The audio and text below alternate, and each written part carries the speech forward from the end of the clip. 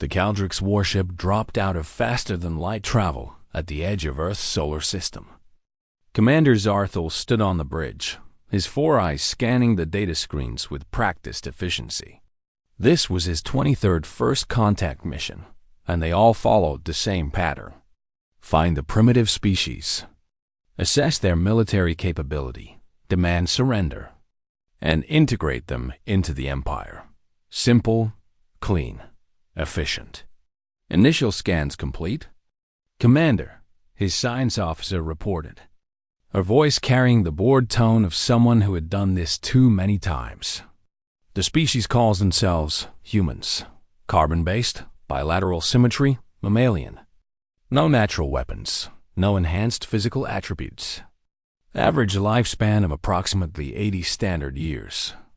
Technology level is primitive. They've barely achieved faster-than-light communication. Zarthel's mandibles clicked in satisfaction. Another easy conquest. The Empire needed workers for the mining colonies in the outer reaches, and these humans would serve perfectly.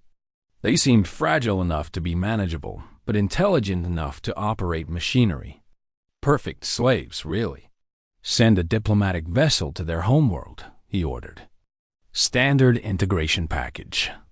Give them 3 of their planetary rotations to accept our terms. The diplomatic ship entered Earth's atmosphere 2 days later, escorted by 6 fighter craft that the humans scrambled to intercept with their own primitive jets. Ambassador Krelix had volunteered for this assignment because it seemed simple. The humans had only one unified government, which would make negotiations faster. No need to deal with fractured nation-states or tribal councils like some primitive worlds had. The United Earth government had formed only 30 years ago, according to their databases.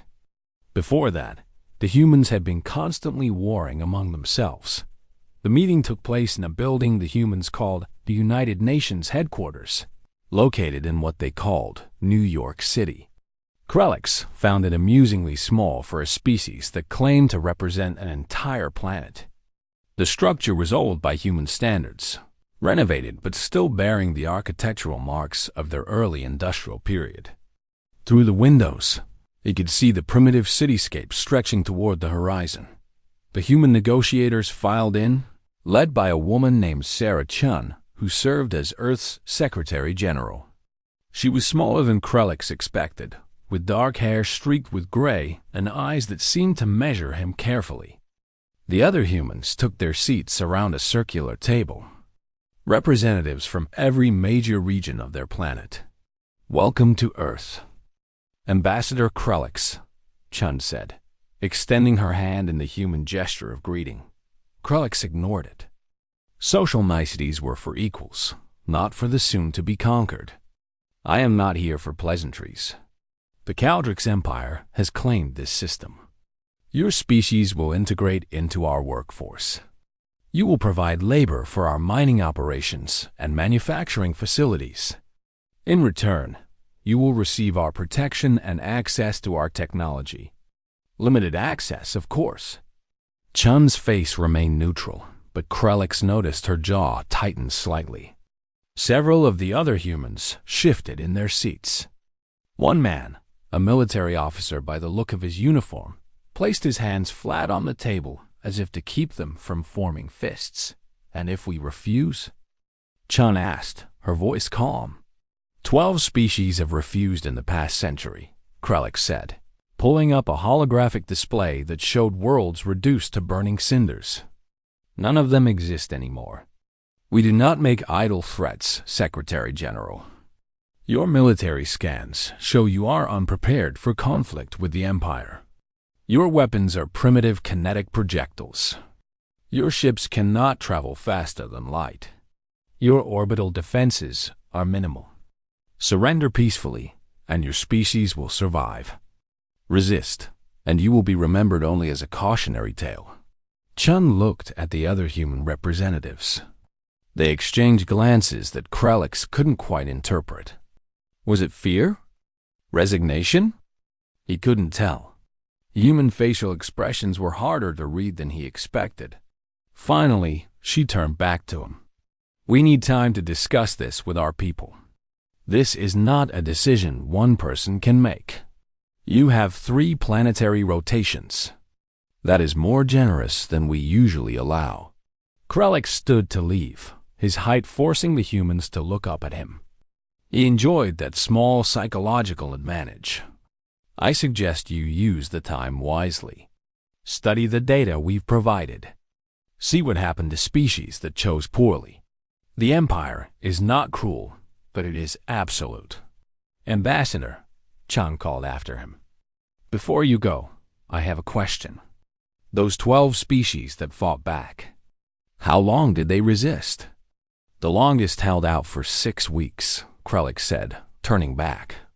The Vrin, if you must know, admirable in their way, but ultimately foolish.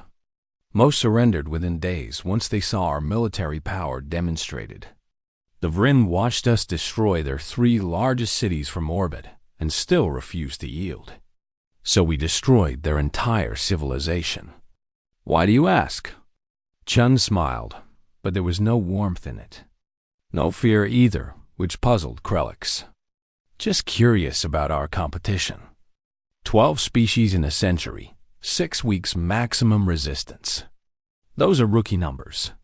Krelix felt a flicker of confusion. Was this human making a joke? Her tone suggested mockery, but that made no sense. She was about to watch her species become slaves or corpses. He studied her face but found no sign of humor. Only that strange intensity in her eyes, like someone calculating odds in their head. He dismissed it as the desperate bravado of a species facing extinction. They always said foolish things when confronted with the inevitable. Back on his ship, Zarthel reviewed the intelligence reports on humanity with more attention than usual. Something about Ambassador Krelix's report bothered him. The human response had been wrong somehow. Not fearful enough. Not desperate enough. The humans were a young species, barely 10,000 years removed from hunting with primitive tools. Their planet was harsh by galactic standards, with extreme climate variations and dangerous native predators, but nothing that would prepare them for modern warfare. They had only achieved nuclear fission 2 centuries ago and had nearly destroyed themselves with it multiple times. Their own historical records showed at least 4 occasions where they came within hours of global nuclear war. Commander, we're receiving broadcasts from the planet, the communications officer said. They're not encrypted. I think they want us to see them. Put them on screen. The display lit up with images from Earth's information networks. News broadcasts in dozens of languages, all saying the same thing. The humans were not going to surrender. They were mobilizing their military forces. They were preparing for war. The broadcasts showed soldiers being recalled from leave, reservists being activated, factories shifting to military production. Zarthel watched footage of human soldiers training, their primitive kinetic weapons firing in coordinated volleys. He saw their aircraft performing maneuvers, their naval vessels putting out to sea, their ground forces digging defensive positions. Their technology was centuries behind the Empire. They stood no chance. A single Caldrix destroyer could level one of their cities in minutes. They're going to fight, his tactical officer said, disbelief in his voice. They've seen our ships. They know they can't win. And they're still going to fight. Then they'll die, Zarthel said, but something gnawed at him. He pulled up more historical data on humanity. What he saw disturbed him more than he wanted to admit. These humans had been at war with each other for their entire recorded history. Over 15,000 documented conflicts. They had weapons capable of destroying their own planet and had come close to using them multiple times. They had survived ice ages, volcanic eruptions that blocked out their sun, and plagues that killed significant portions of their population. Ready the invasion fleet, he ordered, pushing down his doubts. And pull up everything we have on human military tactics. I want to know how they fight. The 3 days passed quickly on Earth. Secretary General, Chun stood before the United Earth Government Council for the final vote. Every nation had sent its representatives. Every voice would be heard. The chamber was packed, with additional representatives attending via holographic link from around the world. The Caldricks demand our surrender, Chun said, her voice steady despite the weight of the moment. They offer us survival as a slave species. They promise to destroy us if we refuse. They have shown us what happened to 12 other species that said no. We must now decide as one people, one species, what our answer will be. The debate lasted hours. Some argued for surrender, pointing out the technological gap. Better to live as slaves than die as free people, they said. Humanity could survive, could wait for a chance to rebel later.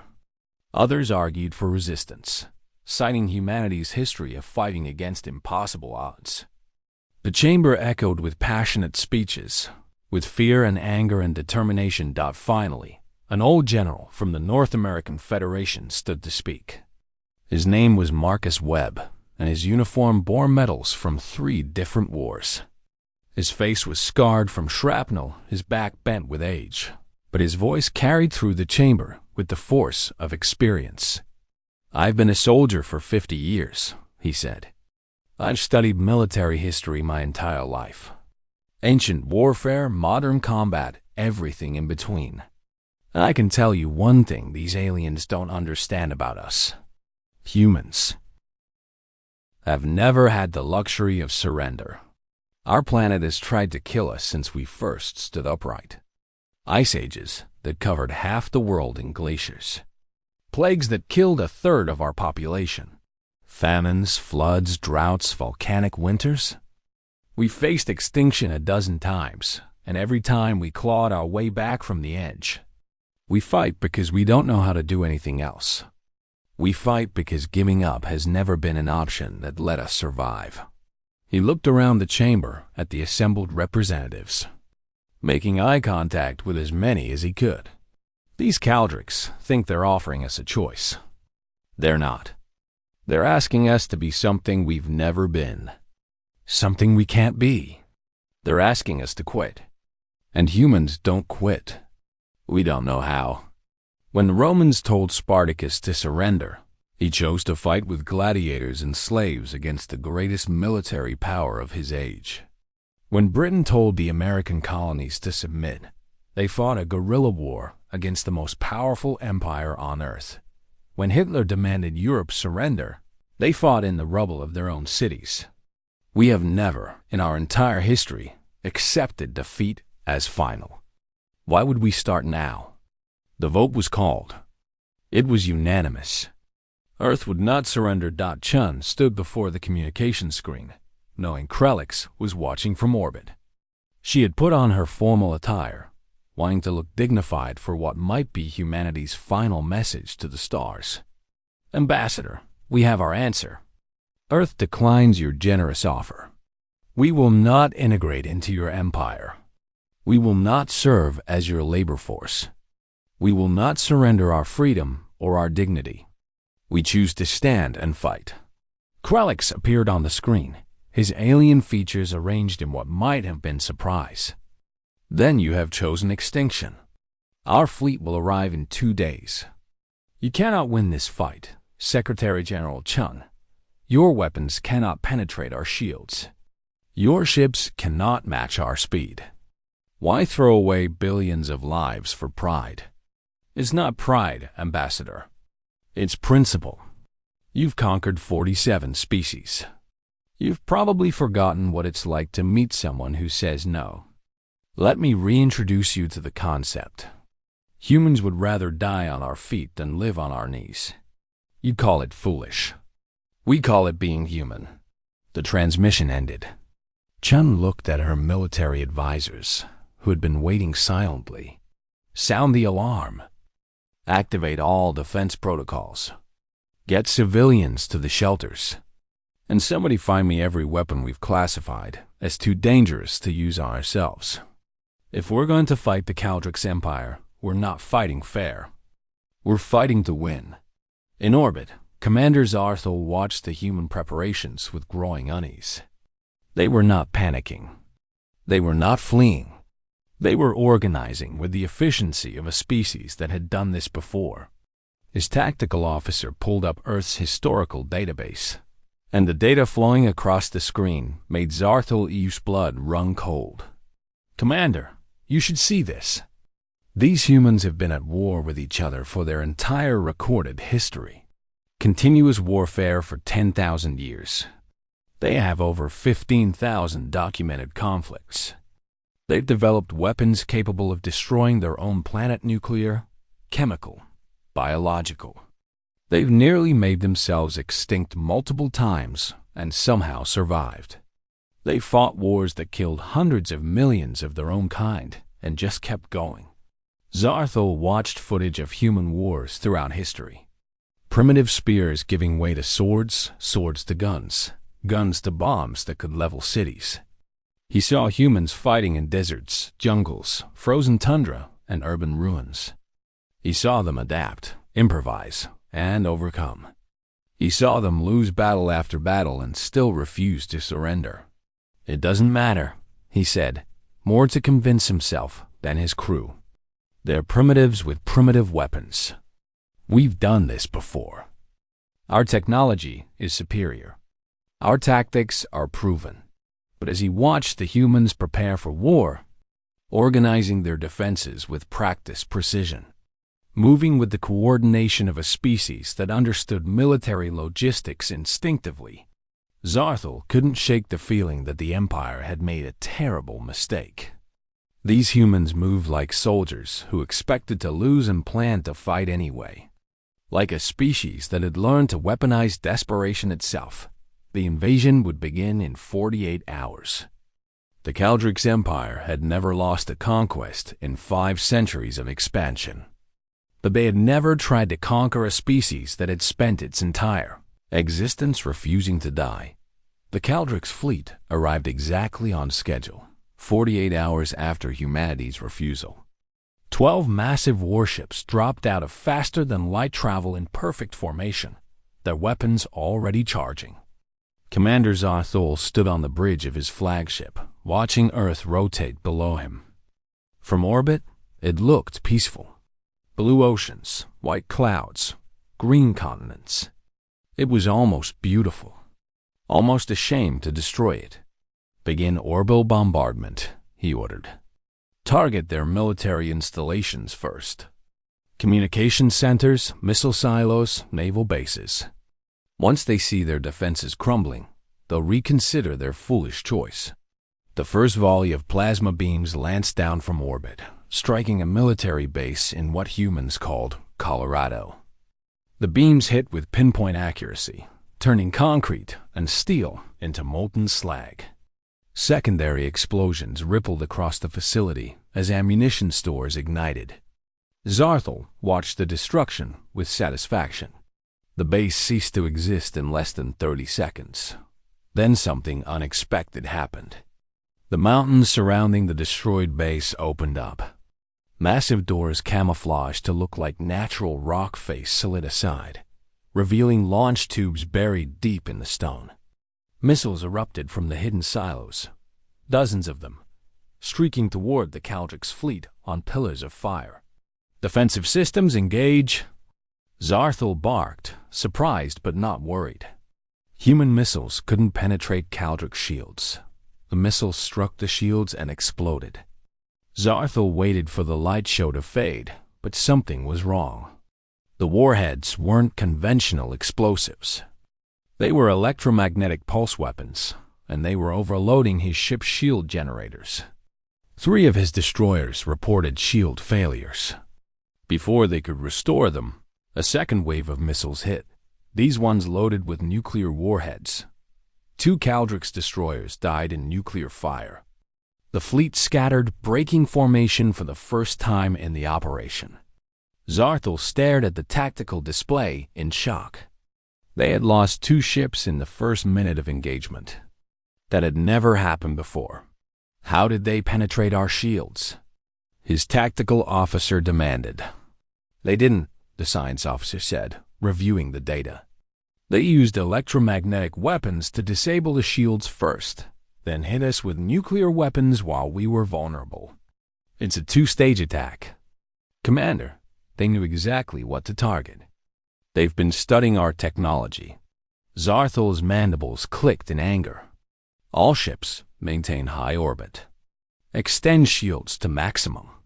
Continue bombardment, but stay out of range of their surface weapons. The bombardment continued, but now the Caldrix were cautious. They destroyed military bases, but each time, new defensive positions revealed themselves. The humans had hidden weapons everywhere. In mountains, under lakes, inside civilian buildings. They had turned their entire planet into a fortress, and no one had noticed. Commander, we're detecting hundreds of underground facilities, the scanner operator reported. Bunkers, tunnels, entire cities built beneath the surface. The human population is evacuating into them. Our surface bombardment is becoming less effective. Zarthel realized the humans had prepared for this. They had known invasion was possible and had spent years, maybe decades, building defenses. This wasn't a species caught off guard. This was a species that had been waiting for this moment. Prepare ground forces, he ordered. We'll take the surface the old-fashioned way. Land troops in 12 major population centers simultaneously. Once we control their cities, they'll have to surrender. The landing craft descended through Earth's atmosphere, carrying thousands of Caldrix soldiers. They wore powered armor that could withstand small arms fire and carried plasma rifles that could cut through steel. They had conquered 47 worlds with these forces. Earth would be no different. The first landing took place in what humans called New York City.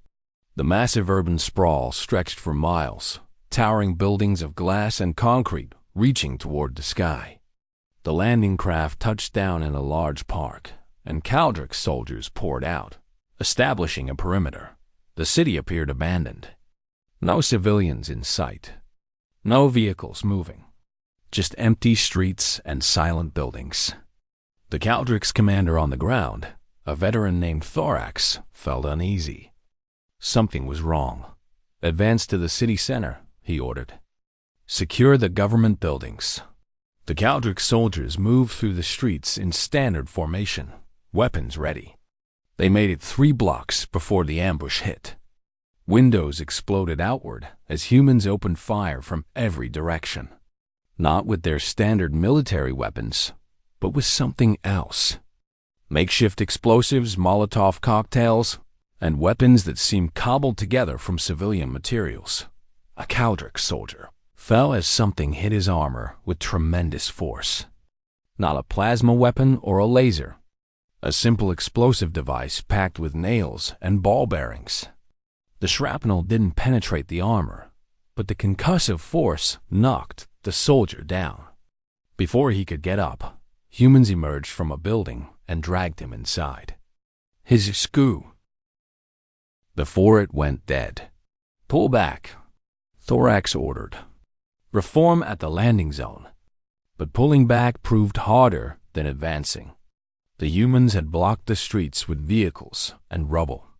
They fired from windows, rooftops, and sewers. They used the urban terrain like they had been born in it, which Thorax realized they had. These weren't soldiers, at least not all of them. These were civilians fighting with whatever they could find. A building exploded as the Caldrix soldiers passed, bringing tons of rubble down on them. The humans had rigged their own city with demolition charges. They were willing to destroy their own buildings to kill invaders. Thorax had never seen anything like it. Casualties? He asked his second-in-command. 47 dead, 83 wounded. And we've only been on the ground for 20 minutes. Reports came in from the other landing sites. London, Tokyo, Moscow, Mexico City, the same story everywhere. The humans weren't fighting like a conventional military. They were fighting like guerrillas, using hit-and-run tactics, ambushes, and improvised weapons. They attacked and vanished, attacked and vanished. Every street corner could hide an ambush. Every building could be a trap. In Moscow, the humans released something into the air that the Caldrix initially thought was poison gas. It wasn't poison. It was a biological agent specifically engineered to attack Caldrix respiratory systems. Within hours, dozens of soldiers were coughing up blood, their lungs dissolving from the inside. The humans had weaponized their own diseases against alien biology. In Tokyo, humans used the city's massive subway system to move beneath Caldrix positions. They would emerge, attack, and disappear back underground before the aliens could respond. The Caldrix couldn't follow. The tunnels were too narrow for their powered armor. And sending unarmored soldiers into the darkness was suicide. In Mexico City, the humans drove vehicle-borne explosives into Caldrix positions. The drivers wore no armor and carried no weapons except the bombs. They were volunteers, civilians who chose to die to kill a few alien soldiers. The Caldrix couldn't comprehend it. What species sacrificed themselves so willingly? Commander Zarthul watched the reports flood in from orbit, and a sick feeling grew in his stomach. They had landed 12,000 soldiers on Earth. After 3 days of fighting, nearly a quarter were dead or wounded. They controlled nothing. The humans gave ground slowly, making the Caldrix pay for every street, every building, every meter of territory. Request reinforcements from the High Command, he told his communications officer. Commander, the High Command wants a status report. They expected this operation to be complete by now. Tell them the humans are resisting more effectively than anticipated. Tell them we need at least another 10,000 soldiers to secure the major cities. The response came back within an hour. The High Command denied the request. They couldn't spare additional forces. The Caldrix Empire was stretched thin across dozens of worlds, and they needed those soldiers elsewhere. Zarthul was to complete the conquest with the forces he had on the ground. Thorax and his soldiers had learned to fear the human civilians. The soldiers were bad enough trained, organized, and competent, but the civilians were terrifying in their unpredictability. Children planted improvised explosives disguised as toys. Elderly humans opened fire from wheelchairs. Hospitals became fortresses, where injured soldiers were captured and never seen again. The humans didn't fight by any rules the Caldrix understood. They used human shields, knowing the Caldrix had protocols against harming civilians. They disguised soldiers as civilians and civilians as soldiers. They poisoned food supplies, booby-trapped dead bodies, and turned schools and hospitals into military strongpoints. They're animals, one of Thorax's soldiers said after a particularly brutal ambush. They have no honor. Thorax wanted to agree, but he couldn't. The humans weren't animals. They were something worse. They were survivors who had learned that honor was a luxury you couldn't afford when facing extinction. They fought with every weapon they had, every tactic they could imagine, because they were fighting for their species' survival. Back on Earth, Secretary General Chun stood in a command bunker 300 meters below what used to be Geneva. Screens showed her the battles raging in cities around the world. The Caldrix held small pockets of territory, but they were bleeding. Every day, humans killed more of them. Every day, the aliens grew more cautious, more defensive, more afraid. How long can we sustain this? Her military advisor asked. As long as we need to, Chun said. The Caldrix expected us to break after a few days. But we've been fighting for 3 weeks, and we're still here. Every day we hold out is a victory. Every alien we kill makes them more afraid. The casualties are heavy, the advisor said quietly. Civilian and military. We've lost millions. I know, Chun said, and the weight of those deaths pressed on her like a physical thing. But if we surrender, we lose everything. If we fight, at least we have a chance. Reports came in from around the world. Scientists in hidden laboratories were working on new weapons. Reverse engineering captured Caldrix technology. Engineers were studying damaged alien equipment learning how their shields worked, how their weapons functioned. Every piece of salvaged technology brought humanity closer to evening the odds. In China, a team of scientists successfully modified a Caldrix plasma rifle to work with human power sources. The weapon was copied and distributed to resistance fighters. In Brazil, engineers cracked the encryption on Caldrix communications, allowing humans to listen to alien tactical chatter. In Australia, doctors developed a vaccine against the biological agents the humans had released, protecting their own soldiers while continuing to infect the aliens. The Caldrix were learning that conquering Earth wasn't like conquering other worlds. Other species surrendered when their cities burned. Humans rebuilt in the rubble and kept fighting. Other species broke when they lost their leaders. Humans found new leaders and kept fighting. Other species gave up when the cost became too high. Humans seemed to have no concept of too high. Commander Zarthul stared at the casualty reports and felt fear for the first time in his military career. They had been on Earth for 4 weeks. They had lost over 3,000 soldiers. They controlled less territory than they had on day 1, and the humans showed no signs of slowing down. If anything, they were getting better at killing Caldrix soldiers, learning, adapting, evolving their tactics in real time. Commander, we're receiving reports from other worlds in the Empire, his communications officer said hesitantly.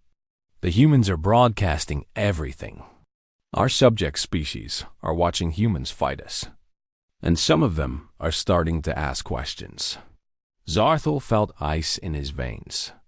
That was the nightmare scenario. If other conquered species saw that the Caldrix could be resisted, if they saw that humans could fight back and survive, then the entire empire could destabilize. Rebellions could spread. The careful order they had built could collapse. Can we block the transmissions? We've tried. The humans are using our own communication satellites against us. They hacked them in the first week. Zarthul made a decision. Prepared the planet killer weapons. If we can't conquer them, we'll destroy them. We'll turn Earth into a dead rock and send a message to every species in the Empire. This is what happens when you resist. But even as he gave the order, Zarthul wondered if it was already too late.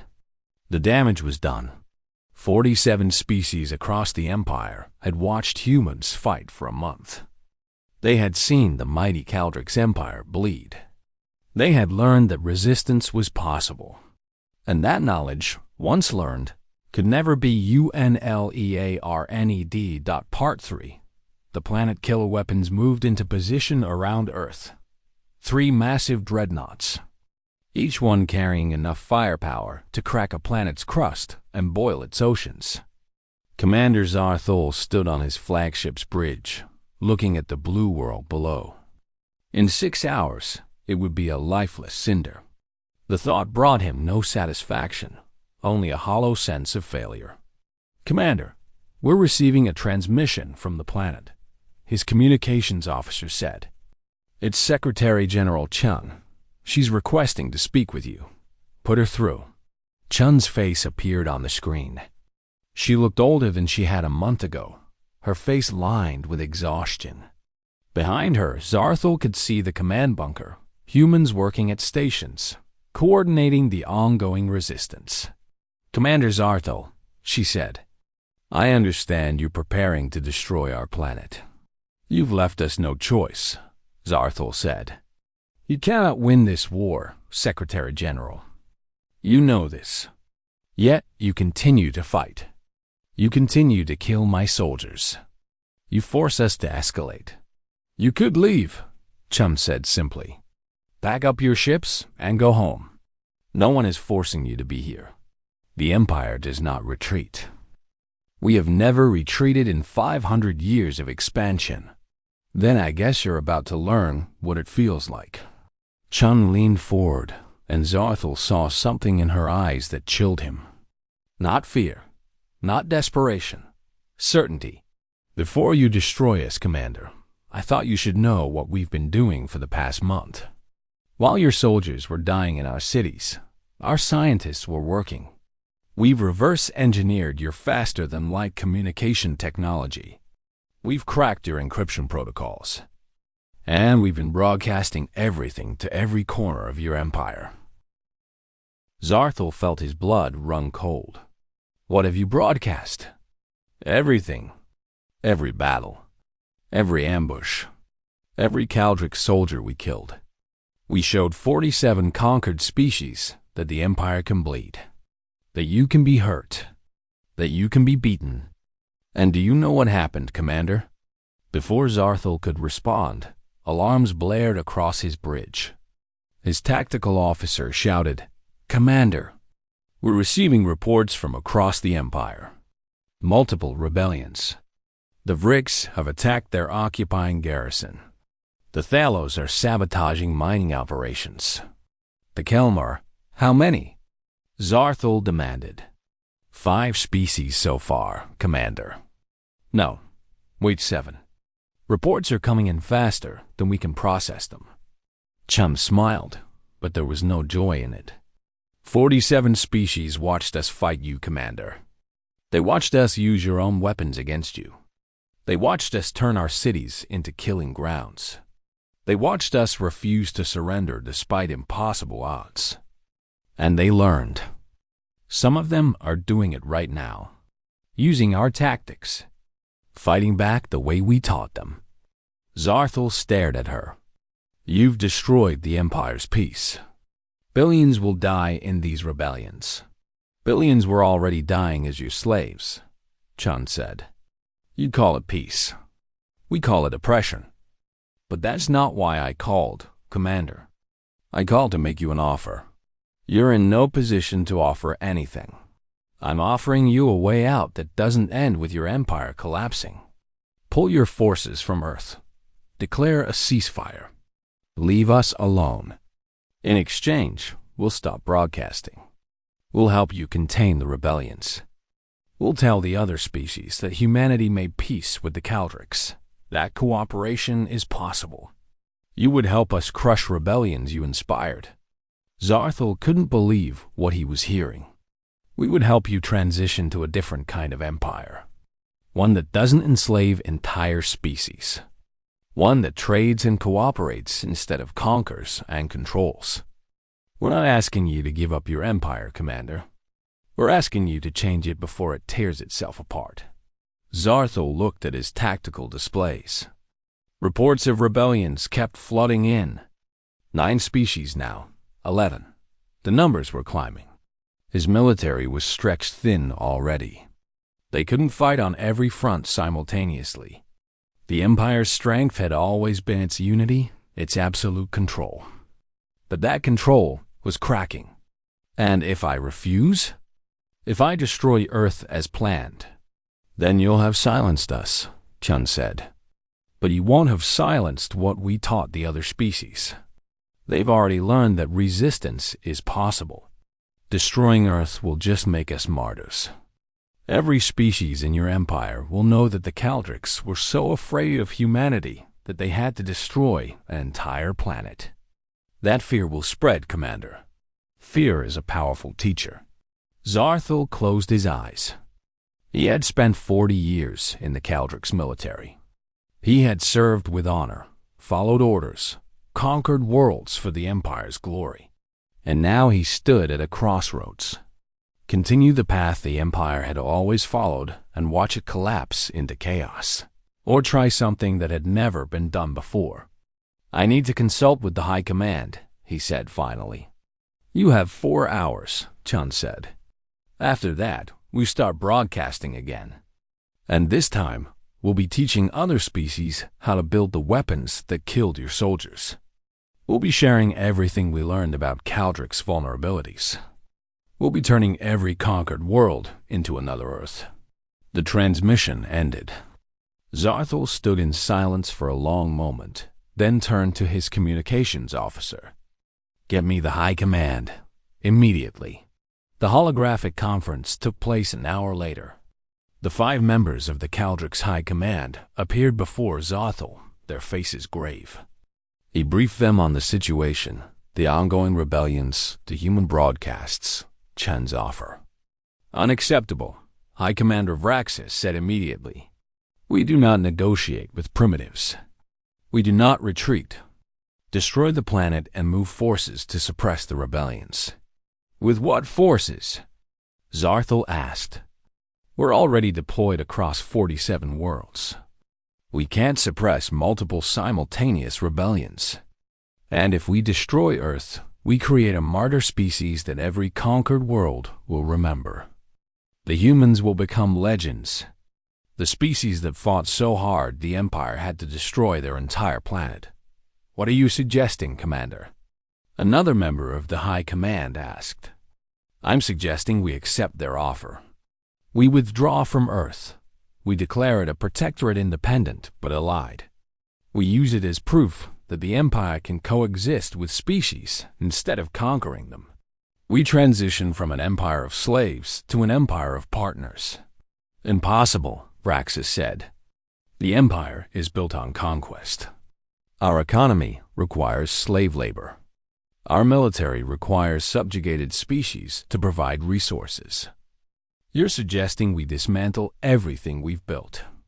I'm suggesting we adapt before we're forced to, Zarthel said.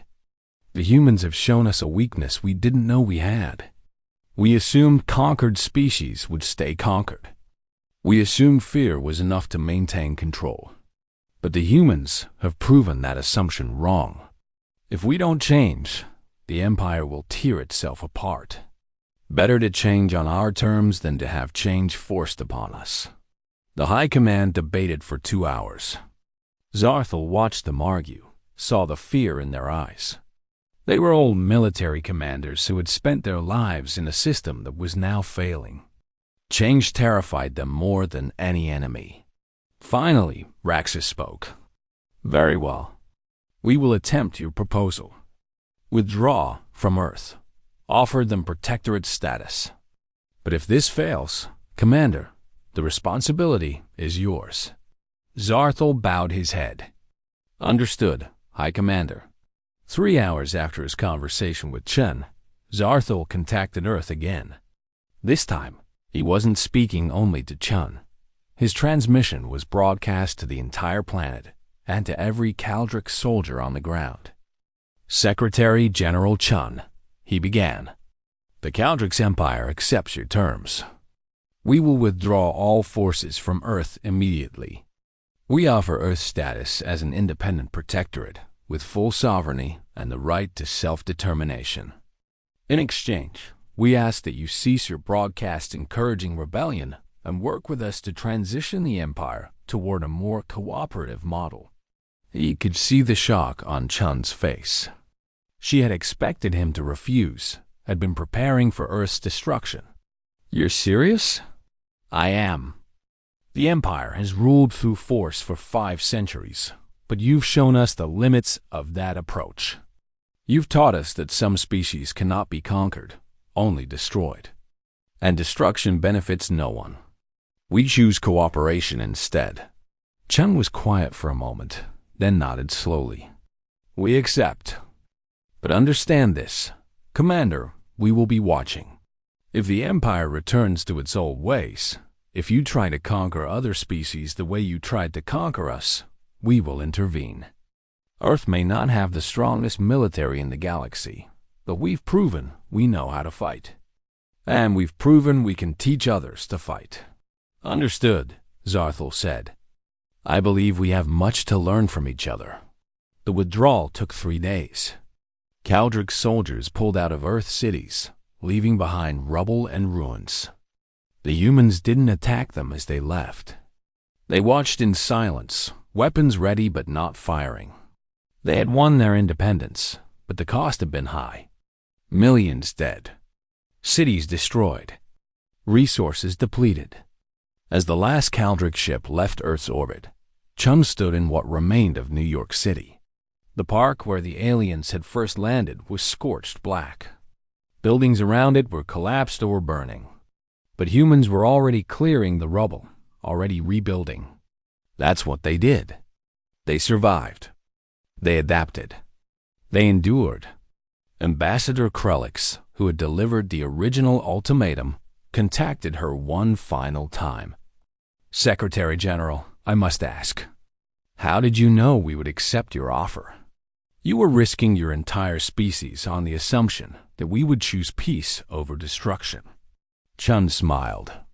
"I didn't know, Ambassador, but I understood something about your empire. You've spent 500 years conquering, but you've never faced a species that made conquest more costly than cooperation. You're not evil. You're just practical. And practically speaking, destroying Earth would have cost you more than leaving us alone.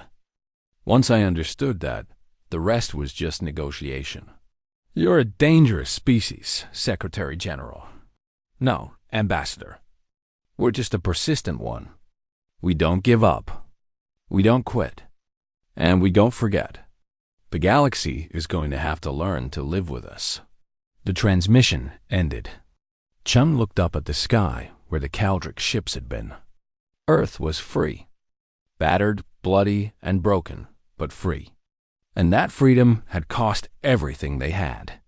In the following months, the rebellions across the Caldric's empire continued, but with Earth's help, they transitioned from violent uprisings to negotiated independence movements. The empire slowly transformed, releasing species from bondage and forming trade agreements instead. It wasn't perfect. There was violence, resistance from hardline Caldrics who refused to change. But it was progress. Earth became known throughout the galaxy by many names. Some called it the Death World. Others called it the world that wouldn't die. But the name that stuck, the one that spread across 100 species and 1,000 worlds, was simpler. They called it the world that said no. And every species that had ever been conquered, every species that had ever felt the boot of oppression, learned the most important lesson humanity taught: surrender is always a choice. And sometimes roughest. Years later, a young Caldrix officer asked Commander Zarthel, who had since retired, what he had learned from the human war. The old commander thought for a long moment before answering. "I learned that strength isn't just about weapons or technology. It's about will. The humans had inferior technology, smaller numbers, and no allies. But they had something we didn't. They had the absolute certainty that they would rather die than surrender. That certainty made them more dangerous than any weapon. Never underestimate a species that has nothing left to lose. Never attack a species that has already survived its own world trying to kill it. And never, ever, try to conquer someone who doesn't know how to quit." He paused, looking up at the stars. "The humans taught us that peace isn't the absence of strength. It's the wisdom to not use that strength unnecessarily. They could have continued encouraging rebellions, could have torn our empire apart completely. But they showed mercy instead. That mercy wasn't weakness. It was the strongest thing I've ever witnessed." The young officer thought about this. "Do you regret trying to conquer them?" "Every day," Zarthel said. "But I'm grateful too. If we hadn't tried, we never would have learned." Sometimes the greatest victories come from knowing when to stop fighting. The humans understood that. It took us nearly destroying them to learn it. Earth continued its journey through space, scarred but unbroken. Humanity rebuilt its cities, mourned its dead, and looked to the stars with new understanding. They were not alone in the universe. And now, the universe knew that humanity was not a species to be trifled with. The Caldrics had asked Earth to surrender. Earth had said no. And in that single word, spoken with absolute conviction, humanity had changed the galaxy forever.